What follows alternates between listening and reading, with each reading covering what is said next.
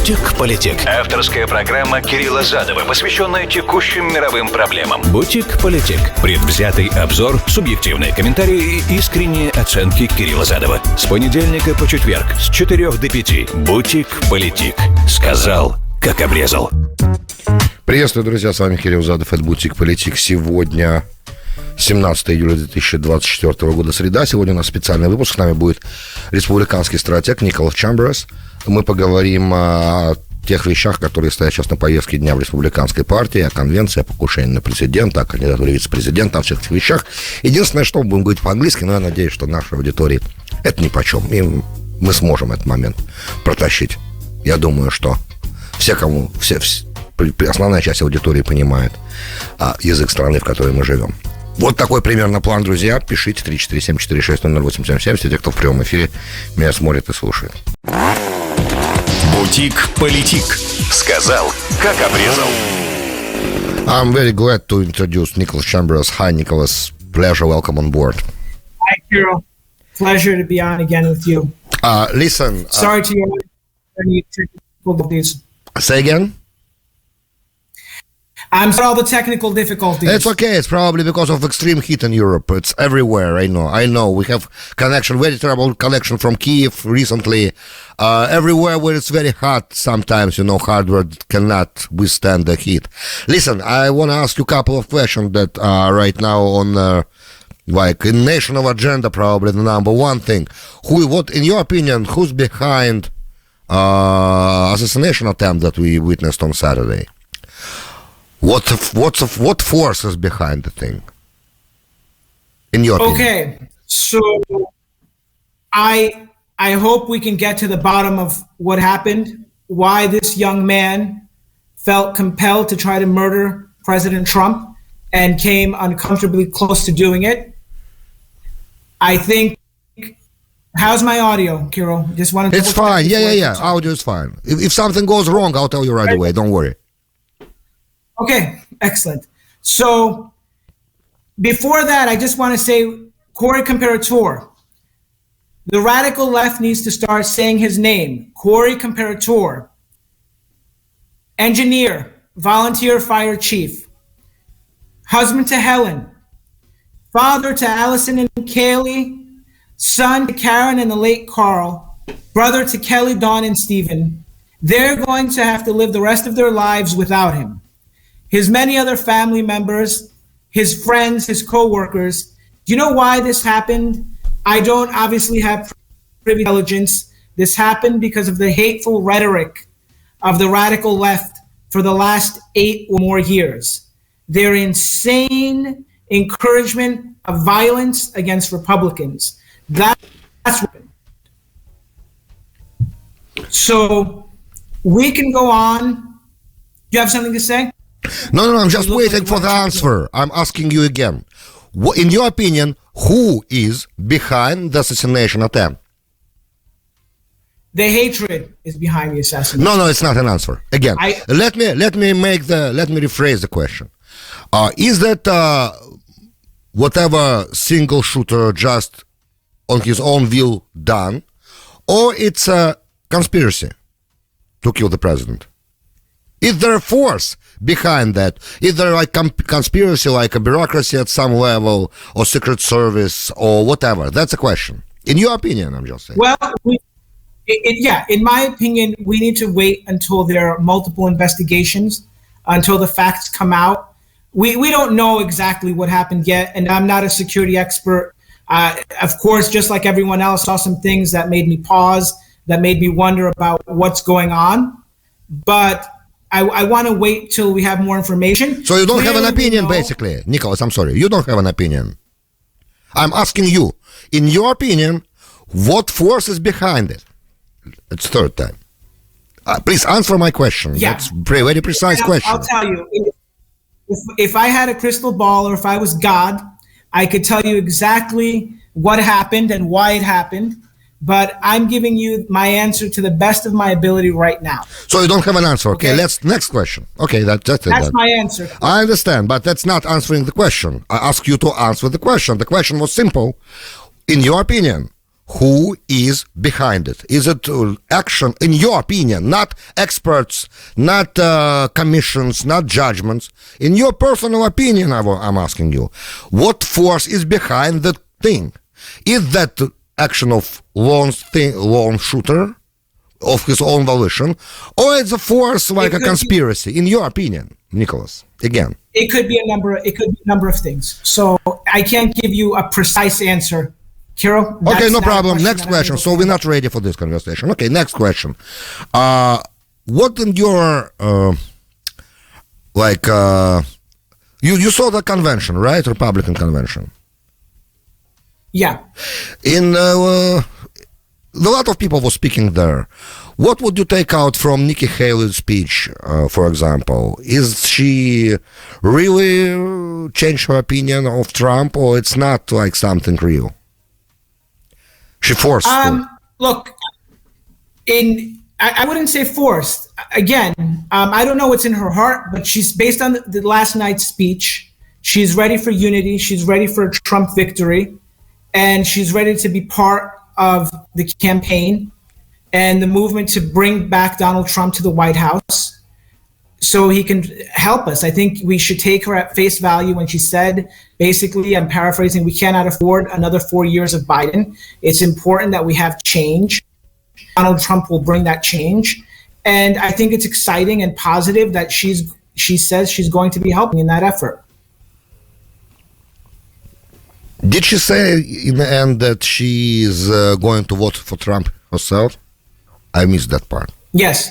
That's it then. Yes. So it is a change of opinion. But do you think it's she own decision, or it's just she's just forced by the Republican Party in the light of assassination, and it's like a wave after that she's going, and now even Ted Cruz also, she's not alone. Ted Cruz also used to be like competition for Trump in the primaries, I think in 2020, right? And now they are like on his side. Is it so? In other words, you think that? Do you think that assassination attempt made Republican Party more like coherent, more single force, not like groups that it was? But good point. Well made. Absolutely.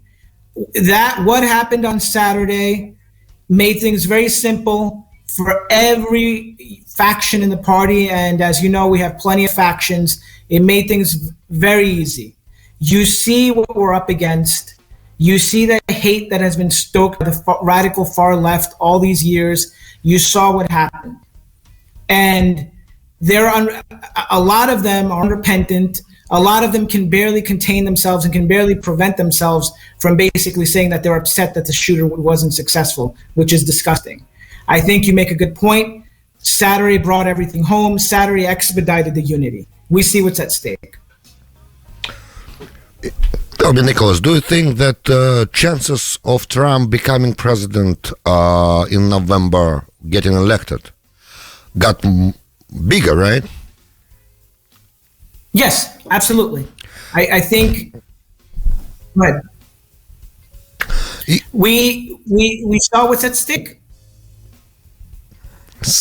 Do you want a leader who's going to focus on the problems facing this country, the disappearing middle class, the besieged working class, American homeownership being a pipe dream, not a realistic dream, not an aspirational goal, just something that 99% of people are going to have to rent their homes from LLCs or big corporations, because that seems to be one issue that's looming.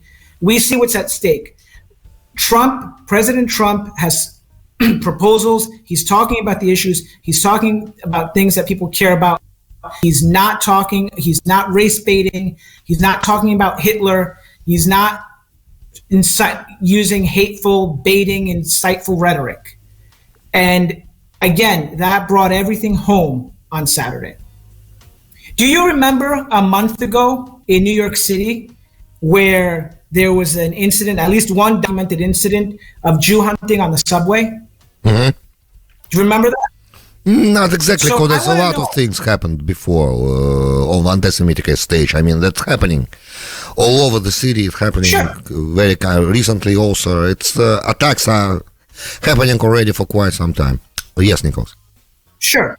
So you compare Hitler to that incident. You invoke Hitler when you have a group of crazy people going crazy, disgusting, despicable people going on the subways looking for Jewish people, asking them to identify themselves, wreaking horror on New Yorkers. That evokes Hitler, not Donald Trump. Not one of them called it out of the usual suspects. Not one of them said that Jew hunting evokes Hitler. Jew hunting evokes Hitler. Ignoring, explaining this stuff evokes Hitler. Nothing that Donald Trump has ever said or done invokes Hitler. But when you use massive tools of the media to portray this man as Hitler, what happened on Saturday is likely again, and God forbid. Right. Listen, let's step back for a second and think about President Biden and Democratic strategy. I think they're going to have a convention very soon, right? Like in a couple of days. And next month. Not this month? Not July? No, next month. Okay. No, next month. All right. So August, because they have even problems with some states for getting Biden on ballots also. If you would, I know it's hard to imagine, but imagine that you are in the Biden shoes. What would you do after everything that happened? Disastrous debate, revolt in on party, some very important people in the party already saying out loud that you gotta step aside, let young people go ahead of you, and even CNN panelists, we didn't talk about when it's all happened, so we have a first opportunity now to discuss that.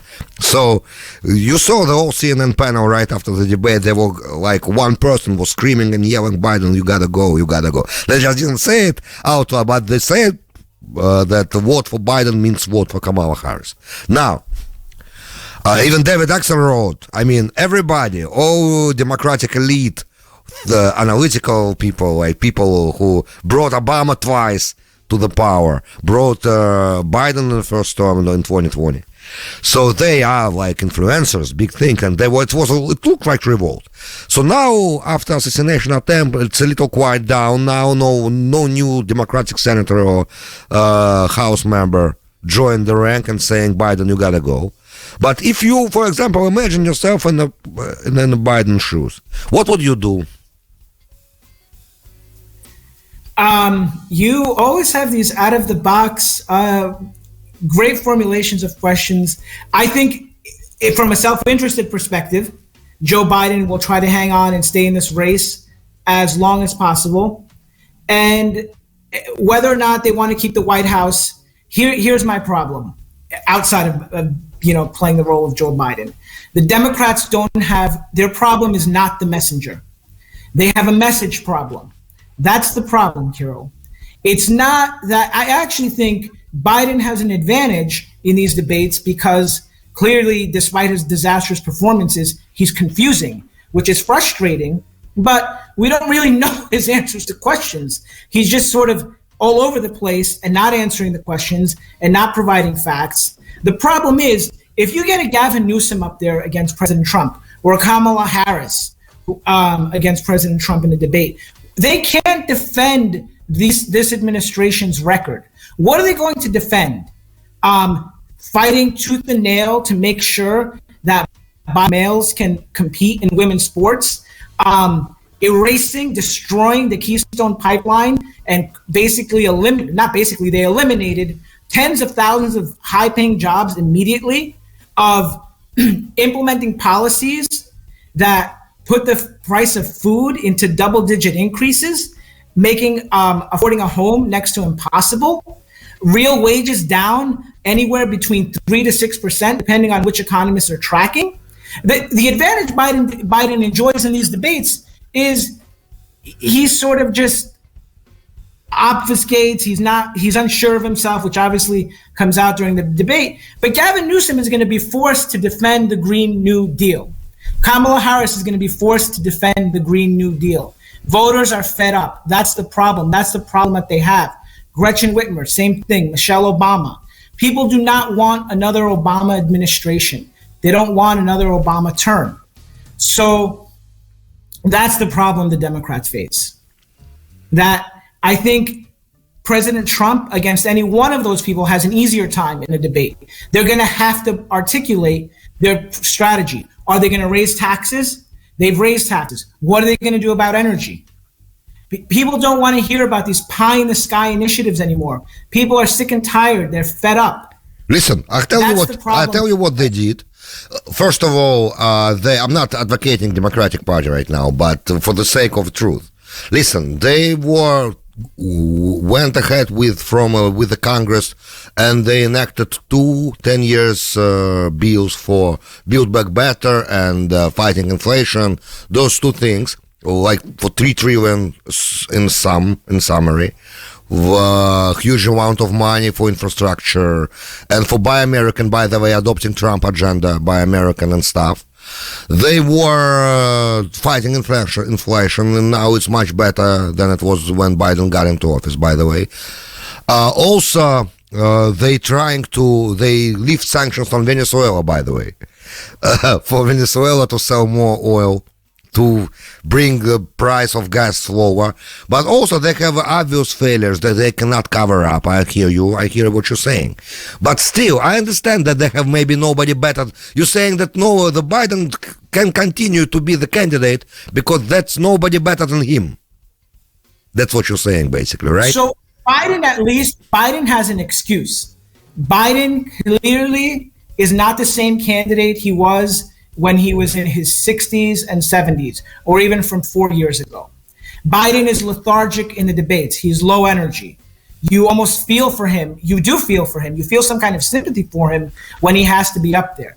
But you mentioned infrastructure, about Build Back. I'm glad you mentioned that. Infrastructure in this country is horrendous. We lag the rest of the world on real infrastructure spending. However, this is not an infrastructure bill. 10% of this bill goes to actual roadways, bridges, and tunnels.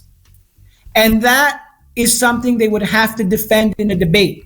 This was the biggest pork barrel spending bill. Now, some people could say, oh, great, we had to pass it. We needed some kind of infrastructure. But this was not infrastructure. This was reward the big owners and special interest bill. We definitely need a real infrastructure plan, but one that's going to focus on repairing our roads, repairing our bridges, not subsidizing alternative industries through the use of something called an infrastructure bill. We need real spending on that. The infrastructure bill did none of that. We're looking at a disaster. Clean water is an issue in this country. Can you imagine clean water being an issue in the United States of America? This is the real administration. This is Biden's America. This is the problem. And that's why anybody else would have to defend it. They'd have the same problem and worse in a debate. Also, energy independence, Venezuela. We should be producing oil here.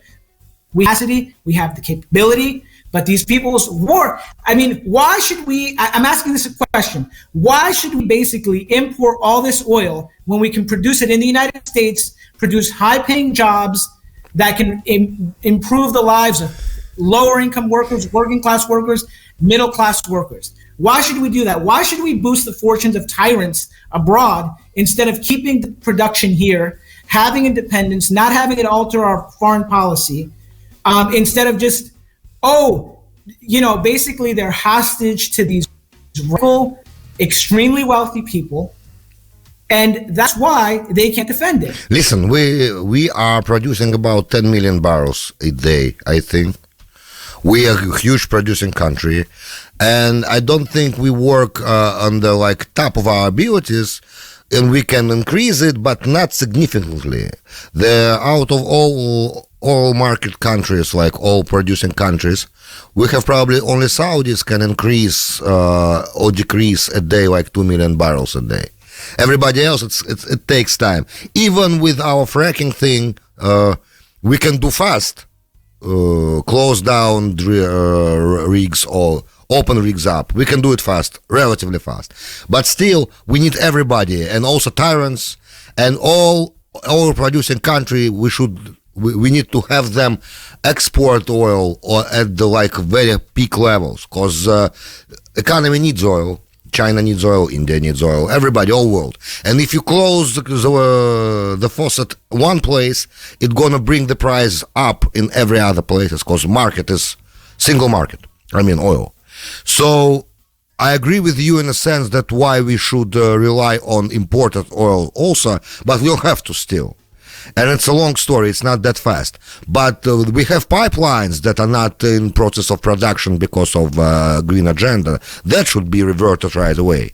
And I think by the second half of Biden term, they realize that green agenda doesn't work well with the economy. And they're looking for way out, but they cannot have that way out. As I understand, look at the California, what's going on over there. It's a crazy story. It's $6 per gallon. If Gavin Newsom gonna come, I agree with you that if Gavin Newsom gonna come and debate and say instead of Biden, listen, we was success, story of success, Democratic Party here and green agenda there, and one question of what's with California economy gonna kill him. I understand that, but again, so you think that Biden, what chance Biden has, in your opinion? Kirill, I think that speaking of Biden's chances, the 2 years ago, the fact that they were realistically looking at oil reaching $8 a gallon for consumers might have had something to do with their easing up on restrictions and regulations. Right now, as it stands, I think anything can happen, but Donald Trump is in a good position to win these elections. To win the election, I think. We're going to need to keep the House of Representatives, though, reclaim the Senate.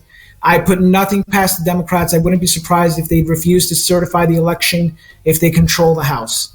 I think right now, though, in all the battleground states, we look good. Our biggest enemy right now is not Biden or what the Democrats are going to do. Our biggest obstacle is overconfidence. Exactly. And a couple of more things, but we're going to talk about them right after the commercial breaks. The only one thing I want to tell you in advance, we're going to talk in the next segment about VP candidate that got nomination also, and in some context of Supreme Court also. So please don't go anywhere. We're gonna come back right now, right after those messages. Not if I can help you. Бутик-политик. Сказал, как обрезал. Возвращаюсь, друзья. Hi, Nicholas again. Welcome back. Just to remind our audience, Nicholas Chamberas, Republican strategist, is with us. In last segment, I want to ask you this. Do you think that J.D. Vance is a good nominee, is a good pick? J.D. Vance is an outstanding pick. Young, so many qualified prospective vice presidential candidates this time around. I can't remember the last time. There were just so many amazing candidates. Ben Carson was up there from what I understand last minute. Tom Cotton. Even from New York this time, we had Elise Stefanik and Lee Zeldin being given serious consideration. I think J.D. Vance brings home the forgotten middle class or working class voters, regardless of what party or what political ideology they subscribe to. I think he helps President Trump enormously. He gets it. And I think we're in a terrific position to win these elections. And I think J.D. Vance is going to be a phenomenal candidate in the months ahead. Okay, let me ask you this. You have, in my opinion, again, Republican Party has two big problems. First, abortion, because you gotta win independent voters. For independent voters, especially women, question of abortion is central. So in some places, we're gonna lose because of that. We might lose because of that. Okay, it's one thing, in my opinion. And second, second problem is audience, people who can vote with a bachelor degree, because not everything President Trump is saying is good with educated people. Not everything. Some things are good with educated people, some things are not well. So I would expect him to first pick up woman candidate, to tackle abortion issue better. I'm not even talking about rephrasing the rhetoric of Republican Party on a narrative on abortion from Republican perspective. If you can alter it a little bit, it might help on a general election. I think it's not a secret. We lost 2022 midterms only because abortion issue. I think you agree with this also. So that was the Supreme Court. No. Okay, you might not agree, but that's a lot of experts are saying. That because abortion were the number one issue that people, when we were voting for Republican or Democrat, they were thinking about that also. Women, I mean, in suburbs and rich suburbs and not so rich suburbs of city suburbs. I'm talking. So I'm saying, Vance can talk to people who educated people who got some level of education, and that problem. A little bit off right now. So that probably, you're right, that he is an amazing pick. But with the first thing, with abortion issue, how he's going to help? He's not going. He's very conservative, as what I heard, what I read. So look, abortion is a deeply personal issue. You make an excellent point. It is on the minds of a lot of voters, women voters especially. But it's gone back to the states, and in places like New York, where doctors are allowed to baby in the process of birth after 9 months. I don't think anyone's worried about the access to abortion in New York. Now, to address your direct point, how this issue takes shape, meaning regarding abortion and how it affects the ticket, we'll see. But chances are, if your number one issue in 2024 is access to abortion, you're going to have some issues with the ticket. So I think President Trump needed a balancing act. And I don't know about abortion, but I do want to talk about the second point you made, which is a great point about about performance with college-educated voters. I think this is far more important than abortion. I think we need to expand our share of the vote with college-educated voters. And I think we need to be careful not to get nasty and not to let this become a campaign of memes and where everybody's dividing. People are ready to be unified. People are ready to coalesce under President Trump. I mean, you've seen so many instances in world history where someone is assassinated or almost assassinated, and the vitriol that comes out from the victim or would-be victim side. There was a touching letter by Melania Trump to the nation, a poignant, moving letter urging unity.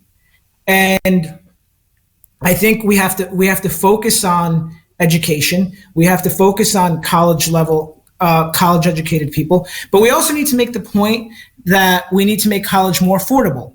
And Republicans don't talk about that nearly enough. They need to talk about that more. Someone shouldn't have to basically burden themselves with 20, 30 years of debt just to be able to go to college. And we need to make sure that students in lower income areas have better education from the elementary school level, junior high school level, high school level. I mean, students in Michigan, for example, they passed a law that I don't know specifics, and I know how particular you can be. So they passed a law about third graders that a certain level of third graders had to pass a reading proficiency test in Michigan, right? So they quickly had to pass another law repealing the old law, because under the old law, another 20% of third graders would have been held back. So we see, because of certain interests, that we're ignoring performance in schools. We're ignoring opportunities for students who are forced to attend failing schools. So we've got to focus on that, yes. Right. So we're going to be ending soon. I want to just ask you the last question that I have for now. Do you think that on a final ballot, we're still going to have those two names? I mean, on November. Is Biden going to stand about?